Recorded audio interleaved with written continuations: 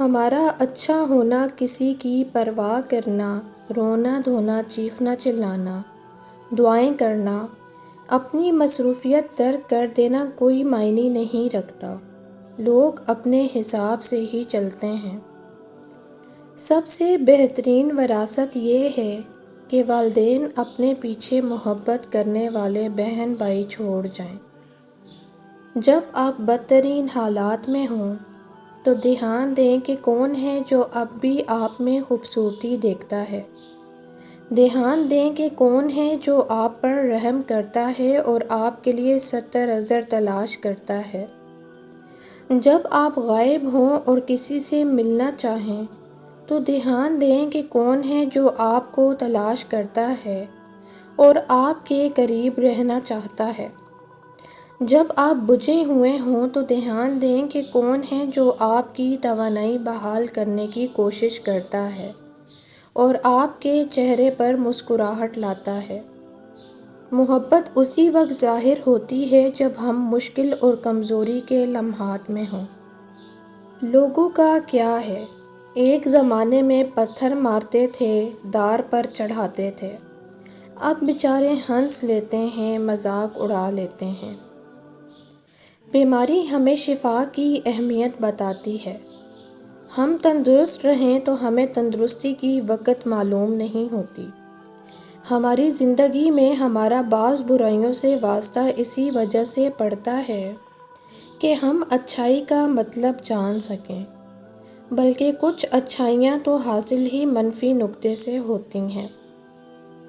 جتنی تیزی سے ہم ڈیلیٹ کرتے ہیں اتنی تیزی سے ڈاؤن لوڈ نہیں کر پاتے، کیونکہ وقت بنانے میں لگتا ہے، بگاڑنے میں نہیں، پھر چاہے وہ کوئی اپلیکیشن ہو یا پھر ریلیشن ہو۔ ان لوگوں سے محتاط رہیں جو اچانک سے آپ پہ مہربان ہونے لگیں۔ عمر کے ہر حصے میں ایک عد محرومی ساتھ چلتی ہے جو ہمیں اس بات کا احساس دلاتی ہے کہ یہ دنیا ہے، جنت نہیں۔ تمہارے لیے لوگ ضروری نہیں ہیں، تمہارے لیے اللہ ضروری ہے۔ تم وہ مت سنا کرو جو لوگ کہتے ہیں، بلکہ وہ سنا کرو جو اللہ کہتا ہے قرآن میں۔ لوگوں کی باتیں ہمیشہ تمہیں شک میں مبتلا کریں گی، جبکہ اللہ کی باتیں یقینی ہیں، ہمیشہ سکون دیں گی۔ دل شکنی کا ایک لمحہ اپنے اندر اتنی کڑواہٹ رکھتا ہے کہ وہ دلداری کی ساری عمر کی مٹھاس کو کھا سکتا ہے۔ خوش رہنا ہے تو اپنی زندگی کے فیصلے اپنے حالات کو دیکھ کر کریں، دنیا کو دیکھ کر نہیں۔ آپ کو طاقت کی ضرورت تب ہے جب آپ کچھ نقصان دہ کرنا چاہتے ہیں، ورنہ ہر کام کرنے کے لیے محبت ہی کافی ہے۔ ہمارا نظام تعلیم بچے کو سنڈریلا تو پڑھانا چاہتا ہے جو ماں سے جھوٹ بول کر گھر سے بھاگتی ہے، لیکن عبد القادر جیلانی کو نہیں پڑھایا جاتا جو ڈاکوؤں کے سامنے چھپی رقم بھی پیش کرتے ہیں اور کہتے ہیں کہ ماں نے کہا تھا جھوٹ کبھی نہیں بولنا۔ باتوں کو برداشت کرنے کی عادت ڈالیں۔ ہر بات محسوس کرنا اور موڈ خراب ہونا بیمار دل کی علامت ہے۔ لہٰذا معاف کرنا سیکھیے تاکہ آپ کے تعلقات خراب نہ ہوں۔ دینا سیکھیے تاکہ لوگ آپ سے محبت کریں۔ مسکرانا سیکھیے تاکہ لوگ آپ کے قریب آنا پسند کریں۔ بے لوث محبت کرنا سیکھیے تاکہ آپ سے محبت کی جائے۔ زندگی کا سبق کبھی بھی لوگوں کا تعارف جاننے سے حاصل نہیں ہوتا، بلکہ ان کے اس سلوک میں پوشیدہ ہوتا ہے جو وہ آپ کے ساتھ کرتے ہیں۔ عظیم ہیں وہ لوگ جنہوں نے خاموشی کا انتخاب اس وقت کیا جب وہ بدترین الفاظ کہنے کے قابل تھے۔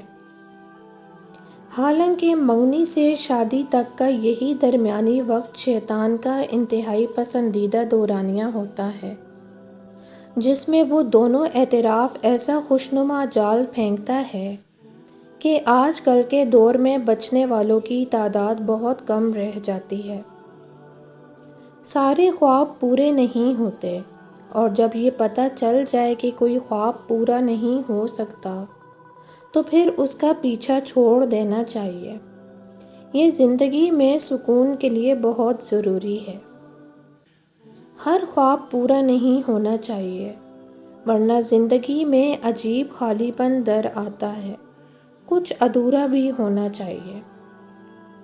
ہر وہ انسان لکی ہوتا ہے جسے سننے والا کوئی دوسرا موجود ہو، اسے بغیر جج کیے اس کی کہانی پر کسی بھی قسم کا تبصرہ دیے بغیر صرف سننے والا۔